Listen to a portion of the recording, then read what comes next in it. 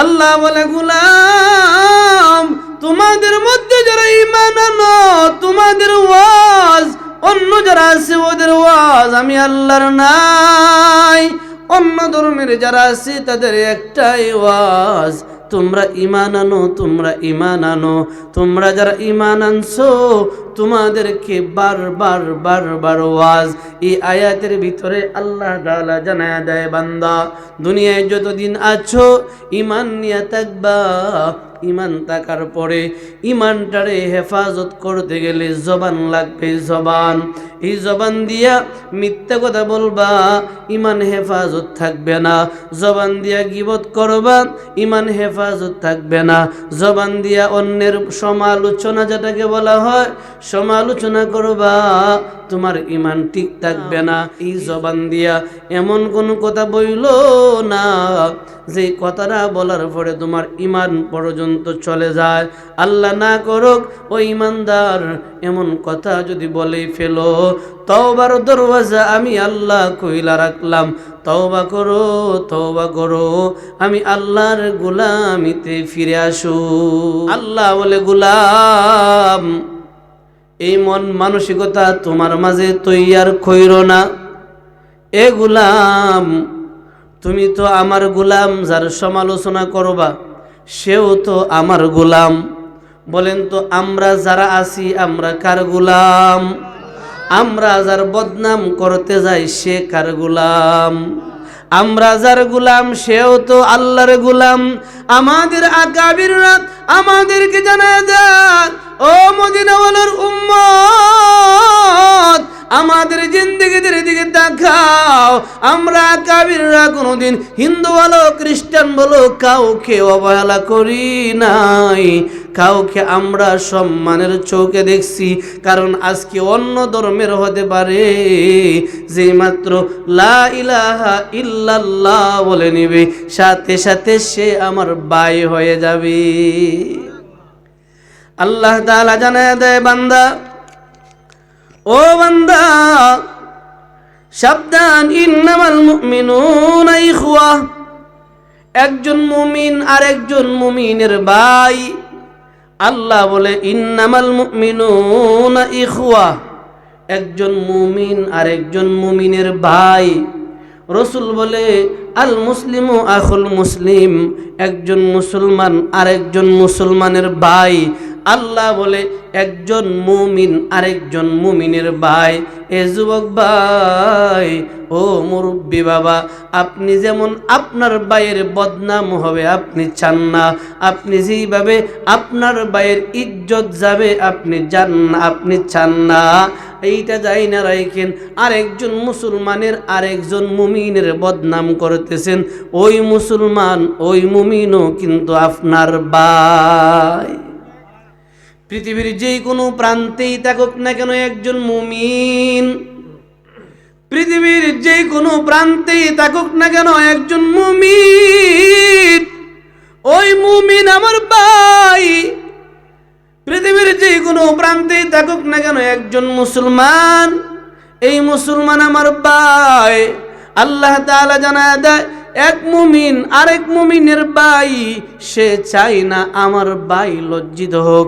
আল্লাহ তাআলা পরে আবার সুন্দর করে বলে, ইন্নামাল মুমিনুনা ইখওয়া ফাসলিহু বাইনা আখওয়াইকুম ওয়াত্তাকুল্লাহ লাআল্লাকুম তুরহামুন। এই আয়াতের উল্টা হলো আমাদের সমাজ।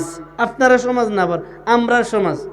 যেমন বাস্তব আমারটাই কই, আপনারা কই আর কি করো, আমারটাই কই। আমার আব্বাই জায়গা কিনছে 22%, আমার প্রতিবেশী যে আছে তার জায়গা হলো 11%। 11 আর 22 বাকিটা আপনারা মিলেন। মাফামাফি যেদিন শুরু হয়েছে তারাই আব্বারে কইতেছে, ভাই সাহেব আপনি একটা কি দেখো যারা জায়গা মাফে আমিন নাকি দেখো আমিন আনেন। আমিন শব্দের অর্থ কিন্তু বিশ্বস্ত, কথাটা খেয়াল রাখেন। বর্তমান আমিন যারা অধিকাংশ, সবাই না, আপনারা সুনামগঞ্জের না, বাংলাদেশের অধিকাংশ আমিন ঘুষখোর। আপনারা সুনামগঞ্জের না, আবার কারণ আমার গাড়ির চাক্কা আবার নেত্রকোনা যাইতো না। বাংলাদেশের অধিকাংশ আমিন ঘুষখোর, অথচ আমিন শব্দের অর্থটা বিশ্বস্ত, কিন্তু আমিনে বিশ্বাস কইরা দেন কতটুক রাখছে দেখেন। আমার আব্বাই যা একজনের কইছে যে ভাই সাহেব একটু আইয়েন আমার জায়গাটা মাফতে হইব, তারাও আনছে আমরাও আনছি। সকালে যখন মাফাত কারাইছে আরেকজন আমিন আইছে। আমরা যে আমিনটারে আনছে আব্বাইকে, আমিনটা মোটামুটি একটু মাফটা বালায় জাগা মতোই রাখছে, হ্যাঁ পিছিয়ে একটা নড়াচড়া করছে না, 7 টাকা হয়েছে না, এইটা আরো 2 হাত ভিতরে যাইব। কিরে আমরা যে আমিন আনছি কেমনে যায় বুঝি না। আমরা আমিনরে বইলে আনছি আমরা 3000 টাকা দিব, আপনি একটু ঠিকঠাক করে মাফটা দিয়ে দিয়েন, কারণ আমরা 3 ভাই হুজুর বেশে, আমরা তো মারামারি করার বেটা না, মাফটা দিয়ে দিয়েন। মানে হে বেটা আয়া খালি 2 হাত ভিতরে আনে, কিরে ভিতরে আই গেরে। লাস্টে পরের দিন হলাম বেটা রাত্রে 5000 পাইছে। বেটা পাইছে কয় হাজার না, 3 আউলিয়া 3 বুজুর্গে কি করবো, 5 আউলিয়া যে ফায়ালাইছে বেটারে। এই যে বিষয়টা, এটা কি সমাধান করলো না আরো বেজাল বাড়াইছে? বর্তমানে আমার জায়গা 2 হাত ভিতরে তার কুড়ি আছে, আমি বলছি ভাই 2 হাত না 200 হাত ভিতরে আপত্তি নাই, একদিন ফাইসালা হবে। বলেন তো এই যে বেজালটা লাগাইছে, ফাইসালা একদিন হইব? কোন দিন? হাসরের দিন। কার আদালতে? আল্লাহর আদালত একটা আছে। এই যে দুনিয়ার আদালত, আল্লাহ বলে ফাসলিহু বাইনা আখাওয়াইকুম, তোমার 2 ভাই দ্বন্দ্ব লাগছে, তাদের মাঝে সংশোধন করো আল্লাহর জন্য, যেন মাঝখানে তাকে ওয়াত্তাকুল্লাহ, আল্লাহর ভয়টা, তখন আল্লাহ তোমাদের উপরে রহম করবে। আপনাদের সুনামগঞ্জ না বাংলাদেশের বিচার আদালত যারা আছে, কোর্ট কাছারি বাদ দিন, গ্রামগঞ্জের আদালত, অধিকাংশ বিচারক মুরব্বী বাবারা তখনই বিচারের রায়টা আনে তার পক্ষে যার কাছ থেকে টাকাটা পকেটে বেশি আসে। বলেন এই যে টাকা কাইয়া বিচার করলো, এইটা কি সংশোধন করলো না ঝামেলা আরো বাড়াইলো? এটা কি মুমিনের পরিচয়, মুসলমানদের পরিচয়? টাকা খাইয়াই যদি বিচার করন লাগে, মুরব্বী বিচারক খেয়াল রাখেন আপনার বিচারও একদিন হইব, হয়তোবা জমিনের উপরে না জমিনের নিচে। আশা বুঝেন আমার? যিনি আজকে বিচার করতেছেন পাক পাঞ্জাতন নিয়া, আমরা দিছি 3 বুজুর্গ, বেড়া বাইছে পাক পাঞ্জাতন, 5 আউলিয়া বাইছে, বেড়ারে কি আর করবো। এই যে বিচারগুলি করতেছে সমাজের মুরব্বীরা, বলেন তো আজকে যারা বিচারক, এরারও একজন বিচারক আছে না নাই? সামনে যারা আছেন আমার ভাষা মনে হয় বুঝেন না ভাই, আরেকটু কমেন্ট এটা তেরারও বুঝবো, মনে কষ্ট নিয়ে না। আজকে যারা আমরার বিচারক, তারারও একজন বিচারক আছে। কে? আওয়াজ দেন না। বিচারকদেরও একজন বিচারক আছে, তিনি আল্লাহ। বিচারক বাবারা খেয়াল রাখেন, আপনার বিচারও হইব। আল্লাহ ছাড়তো না, একটা নাফরমানও আল্লাহ ছাড়তো না। যতটাই নাফরমানি করেন একটারও আল্লাহ ছাড়তো না। আজকে দলের লোক দেখা বিচার হালকা করে দিলেন, আপনি ক্ষমতার চেয়ার পাইয়া বিচার আপনার দলের লোকদের হালকা করে দিলেন। 2 গ্রামে সংঘর্ষ, আপনি আপনার গ্রাম জিতাইতে গিয়া অন্যায়ডারে ন্যায় বানায় নিয়ে আসছেন। আপনি টাকা বেশি পাইয়া 1 কাপ চা, বেশি না 1 কাপ চা, 1 কাপ চা খাইয়া বেটা বিচারটা বদলে এলায়। কি তো হয়েছে? চা গরম পানি না খাইছি, যাই না রাইখেন আপনার লাগে গরম পানি রেডি আছে কবরে। ফাযুকু ফালান নাযীদাকুম ইল্লা আযাবা। আল্লাহ তাআলা জানায় দেয় বান্দা, বান্দারে এই দুনিয়ার বিচার আদালতই তোমার জন্য শেষ বিচার নয়। আজকে যে বিচারটা তুমি করতেছো 1 কাপ গরম পানি খাইয়া, যাই না রাখিস রে বান্দা, লা ইয়াযুকুনা ফিহা বারদা ওয়ালা শারাবা, লা ইয়াযুকুনা ফিহা বারদা ওয়ালা শারাবা। আল্লাহ বলে আজকে 1 কাপ গরম পানি খাইয়া বিচারটা ঘুরাইয়া দিচ্ছ, এমন একটা দিন হবে যে এই দিনের বিচারক স্বয়ং আমি আল্লাহ, স্বয়ং আমি আল্লাহ বিচারক। সেই দিন আমি আল্লাহ বলবো, দুনিয়ায় না গরম পানি খাওয়ার অভ্যাস ছিল, আজকে ঠান্ডা পানি নাই, আজকে শরবত নাই, জাহান্নামের গরম পানি খা, জাহান্নামের ফুইজ খা, জাহান্নামের রক্ত খা। সেই দিন চিল্লায়া কোনো লাভ নাই। ও বিচারক বাবা, ও বিচারক যুবক ভাই, ও বিচারক নেতা, তোমার বিচার কে করবে? যেই নেতা বিচারে গেছো তোমার ফ্যান শার্ট টাকনুর নিচে, যেই বিচারক বিচার করে আপনাদের সুনামগঞ্জ না বাংলাদেশে, ওই বিচারক সর্বক্ষণ হারাম করে টাকনুর নিচে প্যান পিনদে। যেই যুবকটা, যেই পুরুষটা টাকনুর নিচে কাপড় পিনলো, সে সর্বক্ষণ হারাম করলো। এ হারাম করে আবার হারামের বিচার কেমনে করবে? ডাকাত যদি সুরের কয় সাবধান আর চুরি করিস না, আমার মতো ডাকাইতে হইস, তাহলে গিয়ে ঠিক আছে, ডাকাত কেমনে সুরের বিচার করবে? যেই বিচারক বিচার করতে আসছে, ওই বিচারক তো ফজরের নামাজ পড়ে নাই, ওই বিচারক তো দুনিয়ার সাইল চুর ডাইল চুর। সুরের বিচারক, সুরের আসামির চাইতে এক ওয়াক্ত নামাজ না পড়ার কারণে বড় আসামি আল্লাহর কাছে। এ বাবা, তুমি যে বিচার করতে গেছো, একটাবার কি হিসাব মিলাইয়া দেখছো? তুমি যে ফজরের নামাজটা পড়ো নাই, তোমার বিচার কে করবে? তুমি যে রাতের আধারে ঘুষ খাইছো, তোমার বিচার কে করবে? তুমি যে রাতের আধারে সুদের টাকা নিছো, তোমার বিচার কে করবে? আরেকজনের বিচার করতে গেলেন, আপনার বিচার কে করবে? আপনার বিচারই তো, আপনিই তো আল্লাহর কাছে বড় আসামি। এ যুবক ভাই, ও মুরব্বী বাবা, এতগুলি কথা বলার সারমর্ম কথা হলো, অন্যের দুষ্টা আমার চোখে বাঁচানোর আগে একটাবার নিজের অপরাধটা নিজের চোখের সামনে বাঁচায়ও। অন্যের দুষ্টা বাঁচানোর আগে, আচ্ছা কোন তো আমরা যারা আরেকজনের সমালোচনা করি, এই অন্যায় এটা করছে, আমরা করি না? কথা বুঝেন না? আমরা তো এক নাম্বার করছি, সমালোচনাটা তো মহাপাপ। আমি যে পাপটা করছি, আমার কি হইব? আমি যে ডালে ধরতেছি। রহমাতুল লিল আলামিন জানায় দে, উম্মত অন্যের দোষ নিয়ে নিজে চইল না, অন্যের বদনাম নিজের মুখে নিয়ে চইল না। যাই না রাইখো, তুমিও কিন্তু এমন একটা দিন হবে যেই দিন আল্লাহরে বলবা, আল্লাহ ইয়া নাফসি ইয়া নাফসি ইয়া নাফসি। সেই দিন ইয়া নাফসি জফার আগে দুনিয়া একটাবার ইয়া নাফসি জফো, আর আল্লাহরে বলো আল্লাহ। হাসরের ময়দানে ইয়া নাফসি বলতে চাই না, দুনিয়ার জমিনে তাই খায় তোমার গোলামি কইরা আরশের নিচে জায়গা চাই। কন্যা আমিন।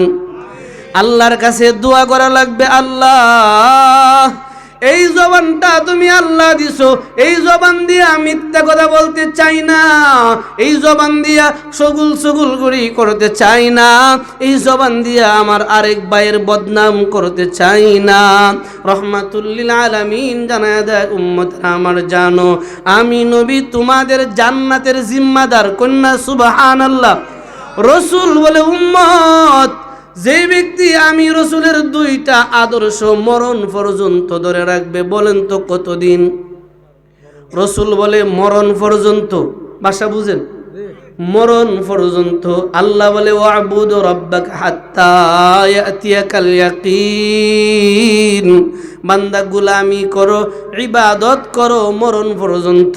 রসুল বলে, উম্মত আমার দুইটা আদর্শ, একটা হলো জবানটারে সব ধরনের গুনাহ থেকে বাঁচানো, জবানটারে সব ধরনের গুনাহ থেকে বাঁচানো। দুই নাম্বার হলো যৌবনটারে, তোমার যৌবনটা, লজ্জাস্থানটা জিনা থেকে, অন্যায় থেকে বাঁচানো। আমি রসুল তোমাদের বলে গেলাম, তুমি যদি তোমার জবানটারে মিথ্যা কথা থেকে, গীবত থেকে, শিকায়াত থেকে, অপবাদ থেকে, সমালোচনা থেকে, সব ধরনের অশ্লীল কথা থেকে বাঁচাইতে পারো, তোমার যৌবনটা যদি জিনা থেকে, গুনাহ থেকে বাঁচাইতে পারো, আমি নবী তোমারে হাসরের দিন হাতে দইরা আল্লাহর জান্নাতে নিব।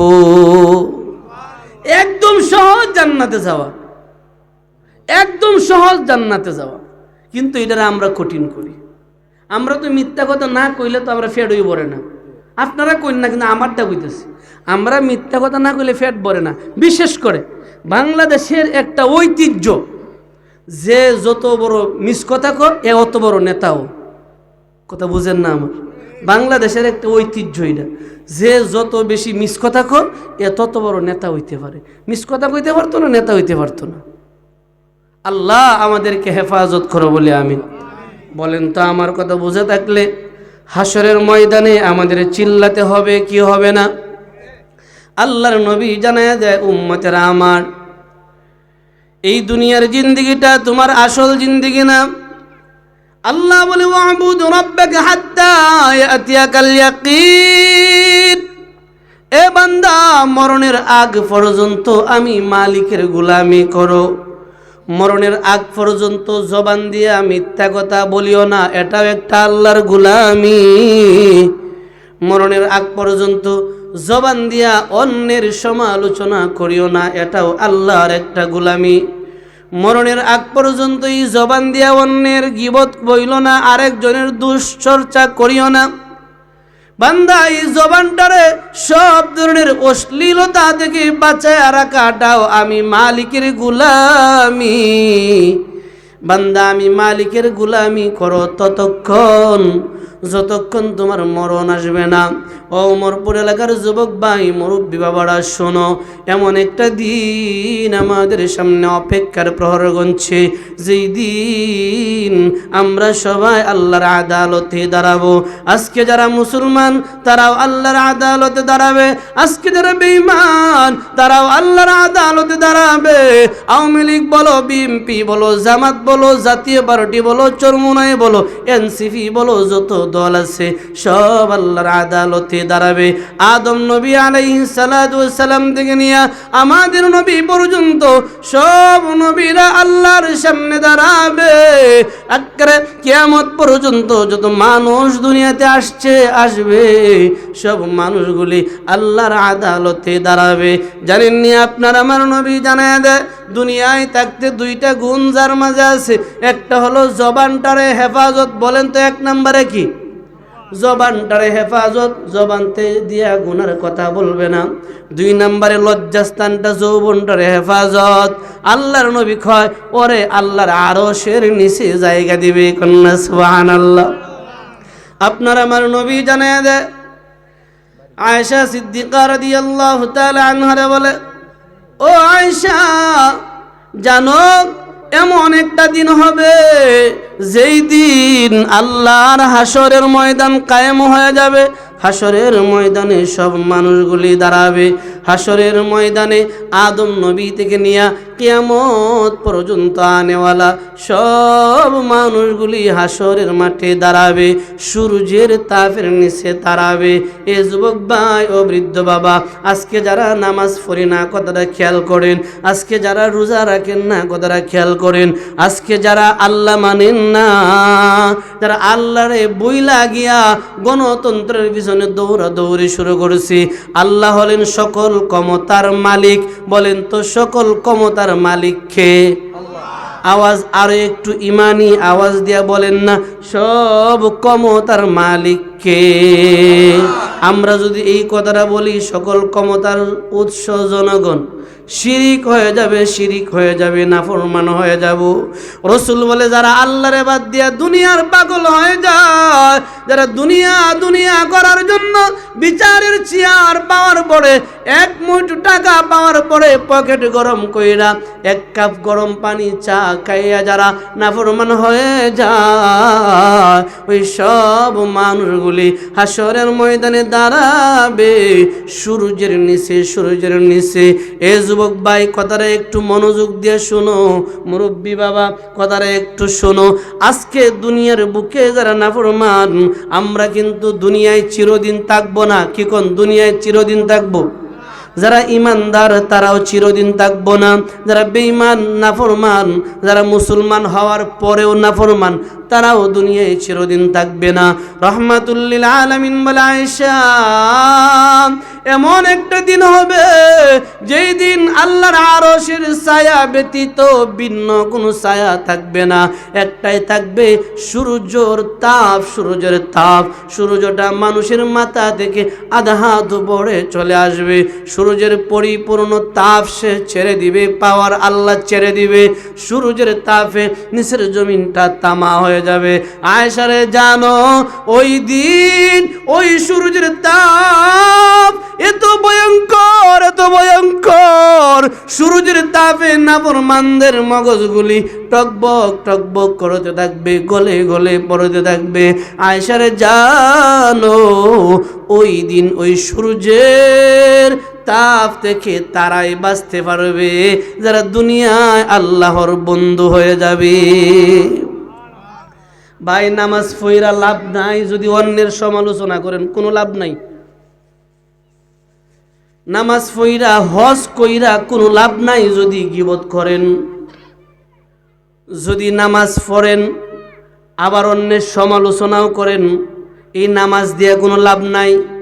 কেন? আল্লাহ বলে ইন্নাস সালাতা তানহা আনিল ফাহশাই ওয়াল মুনকার।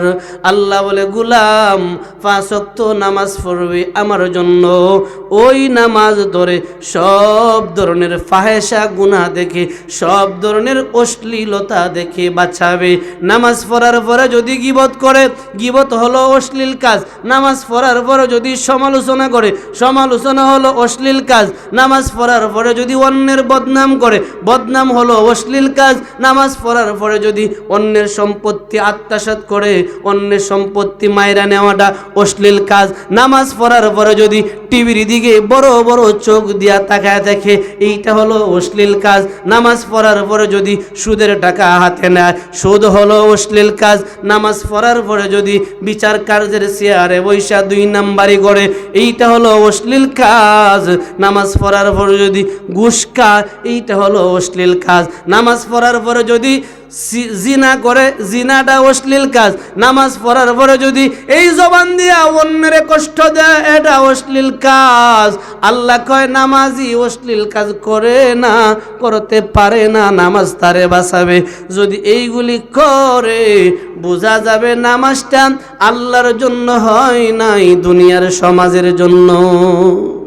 ভাষা বুঝাইতে পারছি? নামাজ পড়ার পরে যদি এগুলি করে, তাহলে আসলে নামাজ পড়ছে না, মানুষের দেখাই তো নামাজি। আল্লাহর নবী জানায় দেয় আয়েশা, হাসরের ময়দানে আল্লাহর আরশের নিচে যে জায়গাটা হবে, এইটা হবে আরে ওই ছায়ার নিচে নাফরমানরা জায়গা পাইবে না।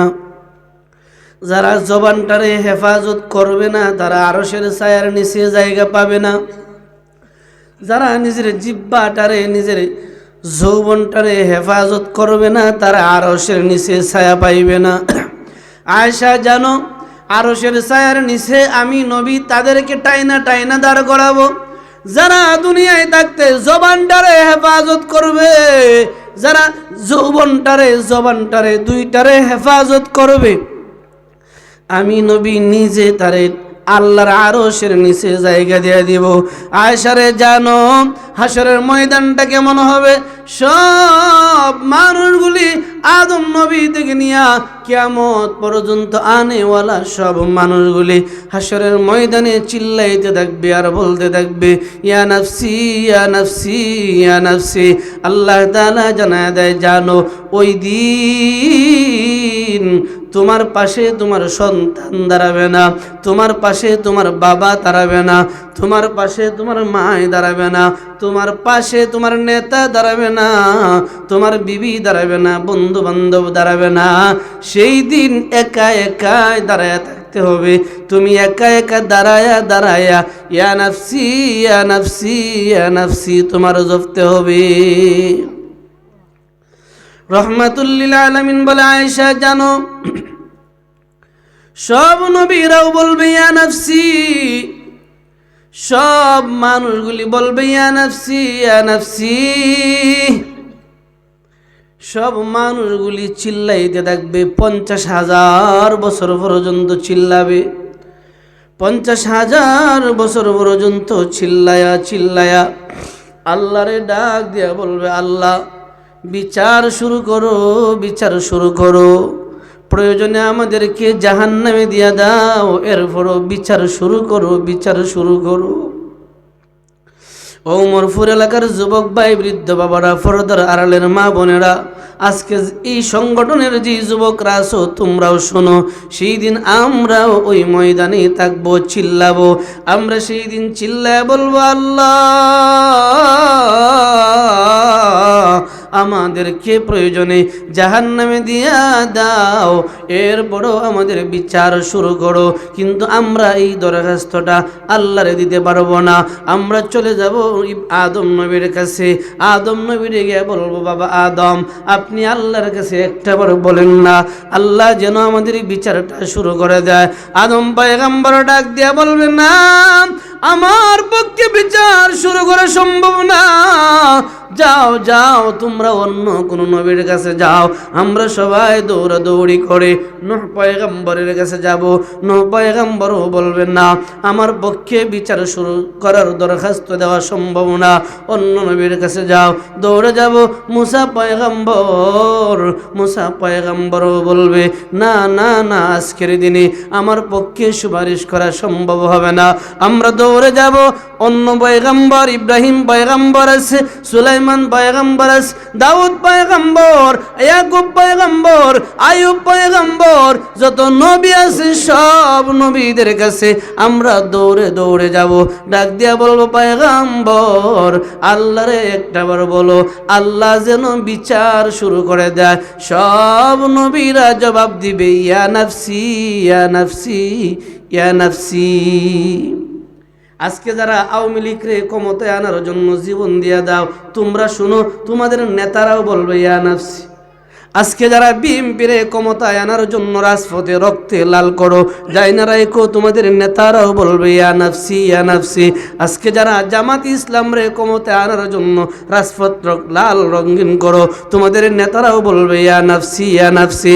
আজকে যারা চরমুনাই বলো, জাতীয় পার্টি বলো, যে কোনো দলের নেতা কর্মীদের জন্যই যারা সাধারণ কর্মীরা তাদের ক্ষমতায় আনার জন্য রাজপথে জীবন দিয়া দেন, রাজপথ রক্তে রঙিন করে নেন, যাই না রাইকিন আপনার নেতারাও সেই দিন আপনার পাশে দাঁড়াবে না। সেই দিন আপনার নেতারাও বলবে ইয়া নাফসি ইয়া নাফসি ইয়া নাফসি। আল্লাহ আমারে বাঁচাও, কি এর আমার কর্মী আর আমার নেতা, আগে আমারে বাঁচাও। নবীরা পর্যন্ত বলবে আল্লাহ আমারে বাঁচাও। মুফাসসিরিনে কেরাম জানায় দেয়, সব মানুষগুলি ঈসা পয়গম্বরের কাছে যাবে। ঈসা পয়গম্বর, ঈসা নবীর কাছে আয়েশা ডাক দিয়া বলবে, ও ঈসা রূহুল্লাহ, আপনি আমাদেরকে লইয়া আপনার আল্লাহরে বলো, আল্লাহ যেন আজকের হাসরের ময়দানের বিচার শুরু করে। তাকায় দেখেন সূর্যের তাপে আমাদের মস্তকগুলি গইলা গইলা পড়ে যাচ্ছে, নিচে তামার গরম পা গলে যাচ্ছে, উপরে সূর্যের তাপে মগজ গলে যাচ্ছে। তাকায় দেখেন আল্লাহর জাহান্নামটা কিভাবে চিল্লা চিল্লি শুরু করেছে। জাহান্নাম সেই দিন বিকট আওয়াজ দিয়ে আল্লাহরে ডাক দিয়া বলবে, আল্লাহ বহুদিন ধরে আমি ক্ষুধার্ত আছি, আমার ক্ষুধা নিবারণ করো, ক্ষুধা নিবারণ করো। আল্লাহ তাড়াতাড়ি নাফরমানদের দুনিয়ায় থাকতে যারা ক্ষমতা পাওয়ার জন্য দিনের দুপুরে রাতের আধারে মানুষ মারত, ওই নাফরমানদের আমার পেটের ভিতরে দিয়া দাও, আমি জাহান্নাম তাদেরকে ভক্ষণ করব।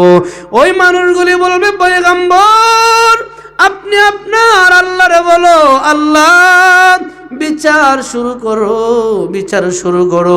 সব নবীরা বলবে অন্যের কাছে যাও।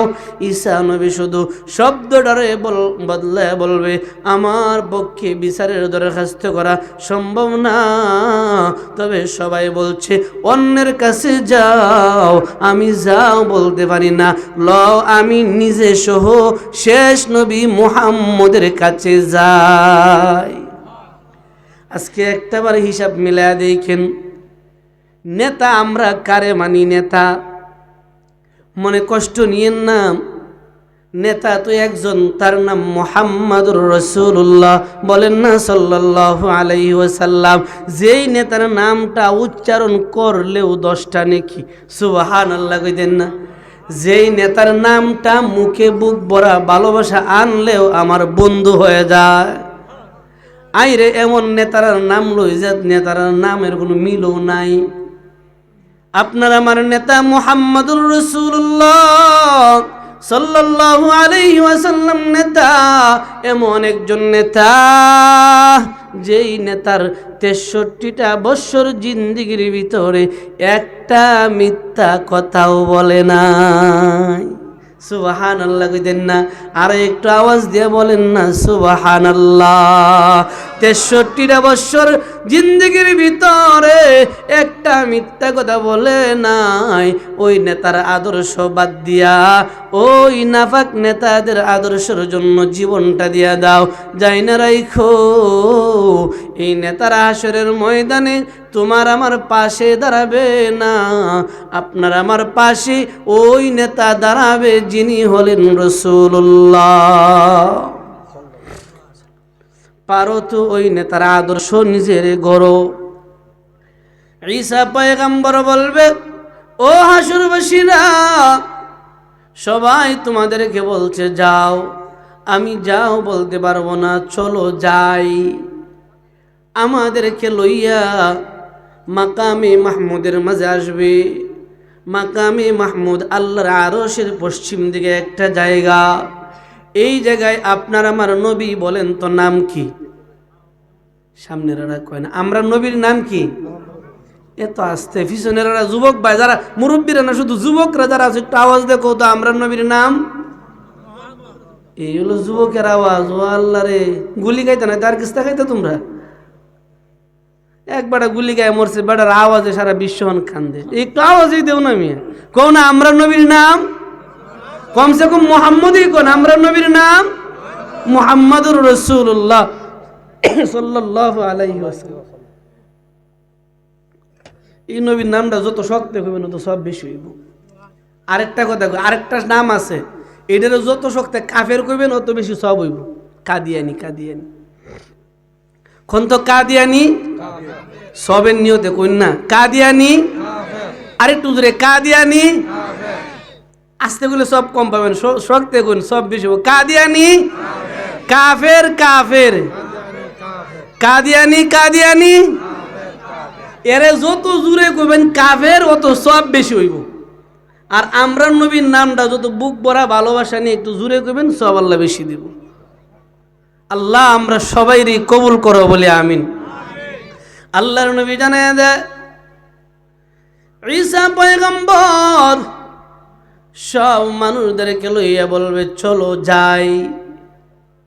মাকামে মাহমুদের মাঝে আসবে, আইসা দেখবে যেই নবী দুনিয়ার মানুষ রে কইতো উম্মতেরা জবানটারে গীবত থেকে, শেকায়াত থেকে, গুনার কথা থেকে, মিথ্যা কথা থেকে হেফাজতে রাখবা। যেই নবীর 63 বছর জিন্দেগিতে একটা সমালোচনা কারো করে নাই, গীবত করে নাই, কারো শেকায়ত করে নাই, কারো নিন্দা করে নাই, বদনাম করে নাই, একটা মিথ্যা কথা বলে নাই। এই নবী সেজদায় পরে পরে বলবে ইয়া উম্মতি, ইয়া উম্মতি, ইয়া উম্মতি। সবার সব নবীরা কই ইয়া নফসি।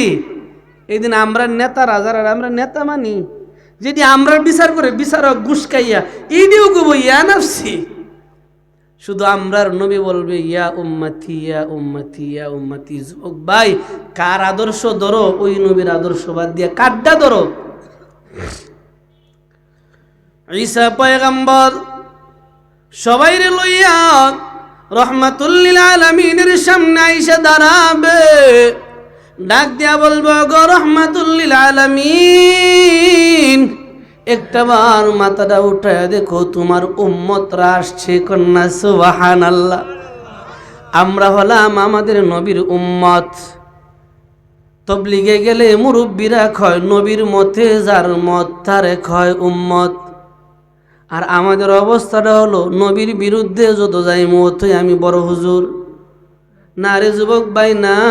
নবীর উম্মতের পরিচয় যদি সেই দিন দেওয়া লাগে, দুনিয়ায় থাকতে নবীর আদর্শওয়ালা উম্মত হওয়া লাগবে।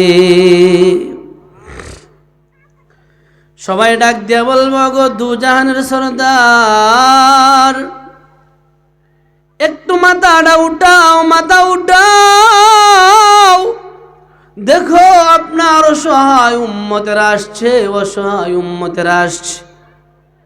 রহমাতুল লিল আলামিন মাথাটা উঠাবে, ও উম্মতেরা রে, কে নাইছো, কোন কারণে আইছো, বিষয় কি? আমরা সেই দিন ডাক দিয়া বলবো ও কামলিওয়ালা নবী,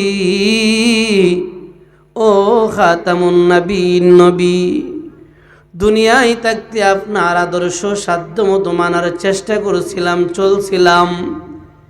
আজকের এই মহা বিপদের দিনে আপনি ছাড়া আমাদের কোনো উপায় নাই। কন্যা সুবহানাল্লাহ। আজকের এই মহা বিপদের দিন আপনি ছাড়া আমাদের কোনো উপায় নাই। আপনার কাছে আসছিলাম, আপনি কি মাথা উঠাবেন না? নবী বলবে, কেন আসছো বলো। ও নবী, হাসরের মাঠ 50,000 বছর চলে গেছে, আমাদের মগজগুলি টকবক টকবক করতেছে, গরমে পায়ের গোস্তগুলি গইলা গইলা পড়ে যাচ্ছে। ও দু জাহানের সরদার, আজকের দিনে তো বাদশাহী আল্লাহ আপনার হাতে দিয়া দিছে, আপনি কি পারেন না আল্লাহরে ডাক দিয়া বলতেন, আল্লাহ যেন বিচার শুরু করে, বিচার শুরু করে। ও যুবক ভাই, ও বৃদ্ধ বাবা, ও পরদার আড়ালের মা, একটা কথা খেয়াল করো, সব নবীরা বলছে আমার পক্ষে সম্ভব না, অন্য কোথায় যাও। আমাদের নবী, আপনার আমার নবী, মায়ের নবী, রহমাতুল্লিল আলামিন নবী, দু জাহানের বাদশাহ নবী ডাক দিয়া বলবে, উম্মতেরা তোমরা যাও, আমি আমার আল্লাহরে বলতেছি, আল্লাহ যেন বিচার শুরু করে।